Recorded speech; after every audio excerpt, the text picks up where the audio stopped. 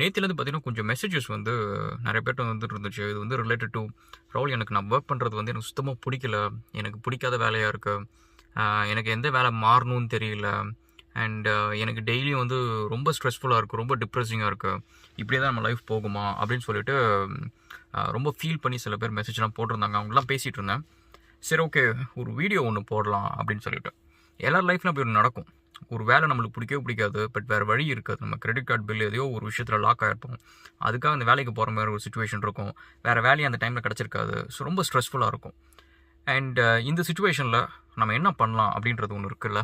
So ஜென்ரலாகவே என்னென்னு வச்சுக்கோங்களேன், நம்ம வந்து வேலையை பொறுத்த வரைக்கும் நான் ரொம்ப பாரபட்சமாக இருப்போம். நீங்கள் கவனிச்சிங்கன்னு வச்சுக்கோங்களேன், நம்ம வீட்டில் வந்து லெட்ஸே வந்து இப்போ நீங்கள் உங்கள் காருக்கோ எதுக்கோ ஒன்றுக்கு வந்து நீங்கள் செலவு பண்ணுறீங்க.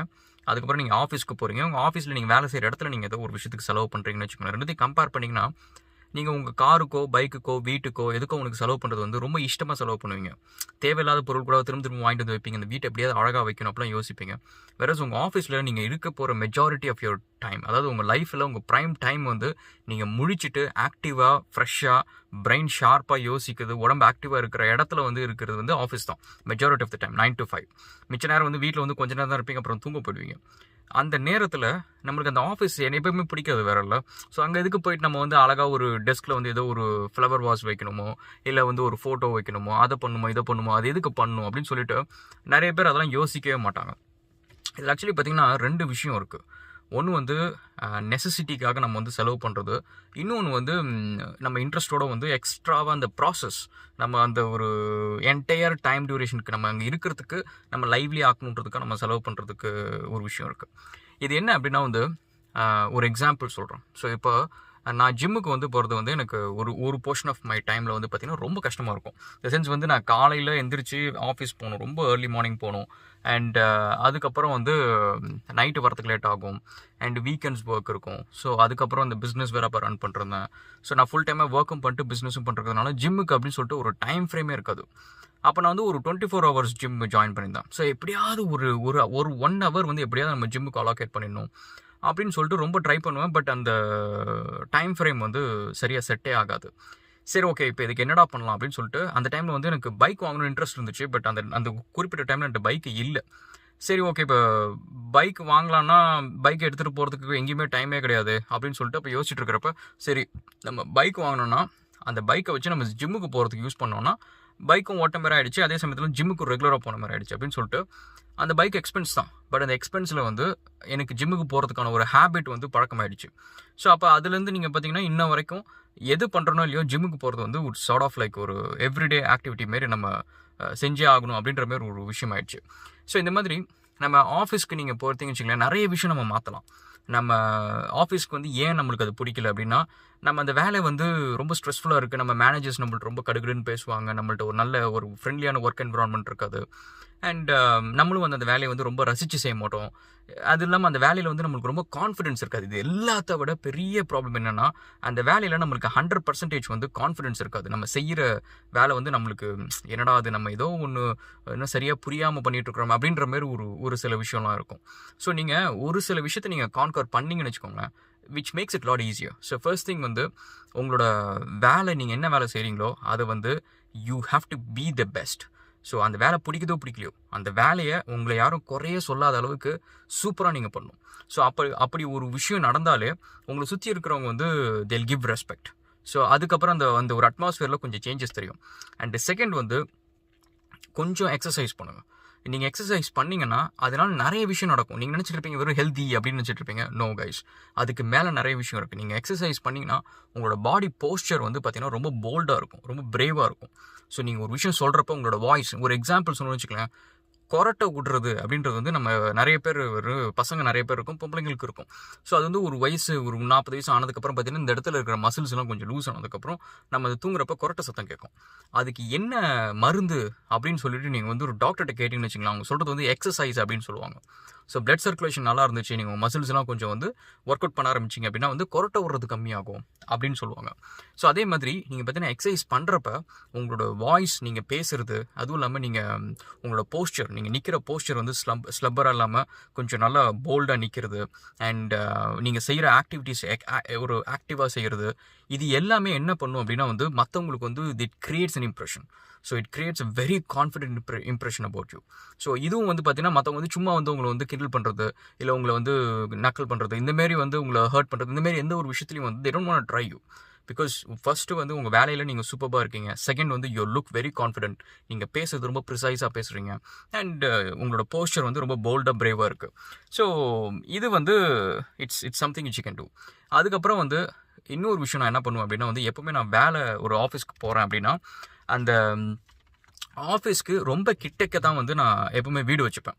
நான் ரொம்ப தூரம் இந்த காலில் 1 hour ட்ராவல் பண்ணுறது, 2 hours ட்ராவல் பண்ணுறது, ஸோ அந்த வேலை நான் வச்சுக்க மாட்டேன். அதுக்கு ஒரு ரீசன் என்ன அப்படின்னா வந்து முக்கால்வாசி வந்து நம்ம காலையில் இந்த பப்ளிக் டிரான்ஸ்போர்ட்டேஷனில் போகிறப்ப யாருக்குமே இந்த வேலைக்கு போகிறது பிடிக்காது. யாருமே ரொம்ப என்ஜாய் பண்ணி செய்ய மாட்டாங்க. ஸோ அப்போ என்ன ஆகும் அப்படின்னா வந்து எல்லாருமே ஒரு மாதிரி அப்செட்டாக, மூடு ஆஃபாக, காலைல போகிறப்ப எல்லாருமே கொஞ்சம் மூடியாக, யாரைய பற்றி சிரிக்க மாட்டாங்க. அதுவே ஒரு பெசிமிஸ்டிக்கான ஒரு தாட் கிடைக்கும். ஸோ உங்களுக்கு ஒரு ஆப்ஷன் கிடைக்குது, நீங்கள் வந்து ஆஃபீஸ்க்கு பக்கத்தில் உங்களால் ஸ்டே பண்ண முடியும், பட் கொஞ்சம் ரெண்ட் அதிகம் அப்படின்னா trust me, you can do that. நீங்கள் காலையில் 1 hour, ஈவினிங் 1 hour அந்த டிராஃபிக்கில் போயிட்டு வர்றது அதெல்லாம் அவாய்ட் பண்ண முடியும் அப்படின்னா இட்ஸ் பெஸ்ட். ஈவன் ஒரு சின்ன இடமா இருந்தாலும் அதை நீங்கள் பண்ணுங்கள். நான் இது வரைக்கும் சிட்னி வந்ததும் சரி, அதுக்கு முன்னாடி சரி, எல்லா தரையுமே வந்து பார்த்தீங்கன்னா என் ஆஃபீஸ் வந்து கிட்டக்க இருந்தால் மட்டும் அந்த வேலைக்கே நான் போவேன். ஒரு ரீசன் என்னென்னா இர்ரெஸ்பெக்டிவ். ஸோ நம்ம என்ன 1000 வருஷமாக இருக்க போகிறோம், 100 வருஷம் பிடிக்காத ஒரு விஷயத்த செஞ்சுட்டு 60 வருஷம் இருந்துட்டு என்ன பிரயோஜனம்? எதுக்கு இருக்கிறோம்? அதுக்கு பிடிச்ச விஷயத்த நம்மளுக்கு காசு கம்மியாக இருந்தாலும் சரி, நம்ம அதை இஷ்டப்பட்டு செஞ்சோன்னா we will grow at some stage வந்து will grow much faster. So அதனால் வீடு வந்து வேலைக்கு கிட்டக்க இருந்துச்சு அப்படின்னா வந்து நிறைய பெசிமிஸ்டிக்கான ஒரு தாட்ஸ் வராது. நம்ம டிப்ரெஸிங்காக வந்து நிறைய பேரை பார்க்கணுன்னு அவசியம் கிடையாது. பப்ளிக் டிரான்ஸ்போர்ட்டேஷன் வந்து இட்ஸ் ஹப் ஃபார் டிப்ரெஷனுக்கு. ஸோ மேபி உங்களுக்கு ஏன்னா நான் வந்து இந்த ஸ்கூல் டேஸ், காலேஜ் டேஸ் அந்த டைம்லாம் பார்த்தீங்கன்னா நிறைய அந்த ட்ரெயினில் போகிறது, பஸ்ஸில் போகிறது, இந்த டியூஷன் கிளாஸ்க்கு போகிறது, இது எல்லாமே வந்து ட்ரெயின், பஸ் எல்லாத்துலேயும் இருக்கும். அப்போ நான் வந்து உட்காந்து இதெல்லாம் கவனிப்பேன். எல்லாரும் காலங்காலத்தில் எப்படி வராங்க, ஈவினிங் எப்படி வராங்க. சில பேர் பார்த்தீங்கன்னா ரொம்ப ஹாப்பியாக பாட்டெல்லாம் பாடிட்டு வருவாங்க, ரொம்ப ஜாலியாக வருவாங்க. முக்கால்வாசி பேர் பார்த்தீங்கன்னா ஏதோ ஒரு பேப்பரை படிக்கிறது, அவங்களுக்கு வந்து அவங்க ஃபேஸ்லேயே தெரியும், யாரை பற்றியும் சிரிக்க மாட்டாங்க, என்னடா அது வாழ்க்கை அப்படின்னு சொல்லிட்டு ஒரு மாதிரி ரொம்ப இறுகலாக தான் இருப்பாங்க. So we don't have to see it. So நான் அதுக்கப்புறம் வந்து வேலைக்கு போகிற டைம்லாம் பார்த்தீங்கன்னா அந்த பப்ளிக் டிரான்ஸ்போர்ட்டேஷனை ஃபுல்லாக அவாய்ட் பண்ணுவேன். ஒரு ரீசன் வந்து இதுக்காக நம்ம அவாய்ட் பண்ண கிடையாது, but at the same time வந்து நம்ம நிறைய ஃப்ரெண்ட்ஸோட ஜாலியாக போகிற மாதிரி இருந்துச்சுன்னு வச்சுக்கலாம், செம்ம சூப்பராக இருக்கும். பட் எனக்கு அந்த மாதிரி செட்டு கிடைக்கல. ஸோ அதனால் வந்து ஜென்ரலாக இல்லை avoid. So which actually improves my mood அப்படின்னு சொல்லலாம். அண்ட் நெக்ஸ்ட்டு வந்து நான் இருக்க போகிற ப்ரைம் டைம் வந்து என் ஆஃபீஸில் வந்து 9 to 5. ஸோ அந்த டைமில் வந்து என் ஆஃபீஸில் நான் உட்கார சேர் வந்து எப்போவுமே நல்ல சேர் வாங்கிடுவேன். என் ஆஃபீஸில் கொடுக்குற சேர் வந்து சரியில்லை அப்படின்னா, என் ஆஃபீஸில் கேட்டு கொடுக்கல அப்படின்னா நானே காசு போட்டு வாங்கிடுவேன். ஏன்னா நான் அவங்க கொடுக்கல, நம்ம இதுக்கு சேர் வாங்குறோம், நம்ம சேர் அவங்கள்ட்ட கொடுக்க போகிறோம், திரும்ப வரப்போ எடுத்துகிட்டு வந்துடலாம். பட் இருந்தாலும் உட்கார நேரத்தில் வந்து நம்ம முதுகு வந்து வீணாக்க கூடாது, அண்ட் நிறைய நேரம் உட்காந்துருக்குறோம், பேக் பெயின் வரக்கூடாது. ஸோ இந்தமாரி விஷயம்லாம் இருக்குல்ல. ஸோ அதுக்காக வந்து நான் இம்பார்ட்டன்ஸ்க்காக வந்து அங்கே உட்கார இடமும் கம்ஃபர்டபுளாக இருக்கணுன்றதுக்கு நான் நல்ல எர்கனாமிக்கல் சேரே வாங்கிப்பேன். அதுக்கப்புறம் இந்த நிறைய பேர் என்ன பண்ணுவாங்க அப்படின்னா வந்து எப்பவுமே இந்த வேலைன்னு வரப்போ வந்து பார்த்திங்கன்னா ரொம்ப நெசசிட்டிக்கு மட்டும்தான் செலவு பண்ணுவாங்க. அது தவிர வேறு எதுக்குமே செலவு பண்ண மாட்டாங்க. ஒரு லேப்டாப் இருக்கா, ஒரு கீபோர்ட் இருக்கா, மவுஸ் இருக்கா, முடிஞ்சிச்சு. அதுக்கப்புறம் வந்து நம்ம எதுக்கும் செலவு பண்ண தேவையில்ல அப்படின்ட்டு. வெரஸ் இப்போ நான் ஒர்க் பண்ணுற இடத்துல வந்து எக்ஸ்ட்ராவாக இன்னும் 2 மானிட்டர் வச்சா எனக்கு வந்து அந்த ஒர்க் வந்து கொஞ்சம் நல்லா பண்ண முடியும் அப்படின்னா வந்து அதை நான் செய்வேன். ஸோ அந்த இடத்துல வந்து எக்ஸ்ட்ரா 2 மானிட்டர் வச்சா நம்ம வந்து ஃபுல்லாக வந்து மல்டிபிள் டாஸ்க்லாம் பார்க்கலாம், மானிட்டர் பண்ணலாம், இது எல்லாத்தையும் பண்ணலாம் அப்படின்றப்ப ஐ கீப் இட். ஸோ அதேமாரி வந்து எக்ஸ்ட்ரா ரைட் பண்ணுறதுக்கு பேனாவாக இருக்கட்டும், அப்போல்லாம் வந்து கேட் டிசைன்லாம் பண்ணிருப்பேன். அப்போ வந்து கொஞ்சம் டிராஃப்டிங் ஒர்க்லாம் இருக்கும். ஸோ அப்போ வந்து இந்த அழகாக வரைகிறதுக்கான பேனாவாக இருக்கட்டும். ஸோ இந்தமாரி ஒவ்வொரு விஷயத்தையும் வந்து இதுக்கு ரொம்ப செலவெல்லாம் எதுவுமே கிடையாதுங்க. இது வந்து அந்த இடத்த வந்து எப்படி தான் நாங்கள் தான் இருக்க போகிறோம் 9 to 5. அது நடுவில் வந்து எத்தனையோ பிரச்சனைகள் வரும், எவ்வளோ வரும். அது இருந்தாலும் மிச்ச நேரத்தில் வந்து ஏதோ எனக்கு ஒரு சந்தோஷத்தை கொடுக்கறதுக்கு அங்கே கொஞ்சம் இருக்கணும். ஸோ அதை வந்து நான் எப்போவுமே யோசிச்சுக்கிட்டே இருப்பேன். ஒரு புதுசாக ஒரு வாட்டர் பாட்டில் எடுத்துகிட்டு போகிறதா இருக்கட்டும், என் பேக்கில் புதுசாக ஏதாவது ஒரு சின்னதாக கொஞ்சம் ஸ்வீட்ஸ் எடுத்துகிட்டு போகிறதா இருக்கட்டும், ஏதோ ஒரு விஷயம் எனக்கு அங்கே இருக்கிற நேரம் வந்து ஜாலியாக போகணுங்க. ஸோ அதுக்கு என்னென்ன பண்ணணுமோ அதெல்லாம் பண்ணணும். அண்ட் அதேமாரி எப்போவுமே கான்ஸ்டண்ட்டாக லேர்ன் பண்ணுவேன். அந்த லேர்னிங் ஹேபிட் போயிடுச்சுன்னு வச்சுக்கோங்களேன், நம்ம ஆஃபீஸில் வந்து கொஞ்சம் டம்மியாக ஆரம்பிச்சிடும். ஏன்னா ரொம்ப ஈஸியாக வந்து நம்ம யாரோ ஒருத்தவங்க வந்து நம்மளை ஈஸியாக வின் பண்ணிட்டு போயிடுவாங்க. ஏன்னா ஜென்ரலாகவே வந்து நம்ம ஆஃபீஸில் சில பேர் கொஞ்சம் படிப்பாங்க, சில பேர் ரொம்ப அப்டேட்லாம் பண்ணிகிட்டே இருக்க மாட்டாங்க. தெரிஞ்சதே திரும்ப பண்ணிட்டு இருப்பாங்க. அந்த தெரிஞ்சதே திரும்ப பண்ணுறவங்களுக்கு என்ன ஒரு ப்ராப்ளம்னா, அந்த கான்ஃபிடன்ஸ் லெவல் வந்து பார்த்திங்கன்னா கொஞ்சம் நாளைக்கு அப்புறம் வந்து கொஞ்சம் டிம் டவுன் ஆகும். ஏன்னா நிறைய பேர் வந்து ஜூனியர்ஸ்லாம் கூட பார்த்திங்கன்னா கொஞ்சம் நிறைய டக்குன்னு புதுசாக வார்த்தைகள்லாம் பேசுவாங்க. அது அவங்களுக்கு தெரியாது. அப்படின்றப்ப வந்து கொஞ்சம் கான்ஃபிடன்ஸ் லெவல் கம்மியாகும். ஸோ அதனால் எப்பவுமே உங்களோட வேலை வந்து சிவில் இன்ஜினியராக, உங்களோட வேலை வந்து ஒரு வெப் டெவலப்பராக பி த பெஸ்ட். ஸோ நீங்கள் வந்து நீ பில் கேட்ஸாகவே இருந்துக்கோ தம்பி, I don't care. But web டெவலப்பர்னு வந்துருச்சு அப்படின்னா வந்து நான் தான் இங்கே கிங், நான் தான் இங்கே சீனியர் டெவலப்பர். ஸோ எனக்கு தெரிஞ்சதுக்கு அப்புறம் தான் உனக்கு தெரியணும். ஸோ அந்த மாதிரி வந்து யூ பி த டாப். நீங்கள் அதில் வந்து ஒரு சூப்பர் ஸ்டாராக இருக்கிறதுல வந்து எந்த ஒரு நெகோஷியேட்டும் பண்ணிக்காதீங்க. ஸோ தட் இஸ் பேசிக்லி இன்றைக்கி நீங்கள் தான் பண்ணுறீங்க, உங்களுக்கு அந்த ஒரு ஆப்பர்ச்சுனிட்டி கிடச்சிருக்கு, அந்த ஆப்பர்ச்சுனிட்டியில் எக்ஸல், அவ்வளோதான். அண்ட் இதுக்கப்புறம் ஆஃபீஸ் பாலிடிக்ஸ்குள்ளார உள்ளார போகவே போகாதீங்க கேஸ். ஸோ நீங்கள் வந்து இப்போ ஜாலியாக நம்ம ஃப்ரெண்ட்ஸ் கிடைப்பாங்க, நம்ம காசிப் பண்ணலாம் அப்படின்னு சொல்லிட்டு நீங்கள் இனிஷியலாக ஆரம்பிக்கிறது நாளைக்கு உங்களை வச்சு காசிப் பண்ணுவாங்க. நீங்கள் அந்த காசிப்குள்ளாரே போகாமல் இருந்து வச்சுங்களேன், உங்களை வச்சு காசிப்பே பண்ண மாட்டாங்க.